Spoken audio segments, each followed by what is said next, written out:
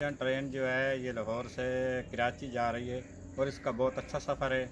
हमने भी इसको 3-4 दफ़ा जो है ना सफ़र किया था और इसकी ज़बरदस्त जो है ना इसकी सर्विस है और बस भी अच्छी है, कोच भी अच्छी है, लेकिन ट्रेन का बहुत अच्छा सफ़र होता है। अगर मेरी वीडियो अच्छी लगी है तो वीडियो को लाइक करना, कमेंट करना, शेयर करना। मिलेंगे अगली वीडियो के साथ।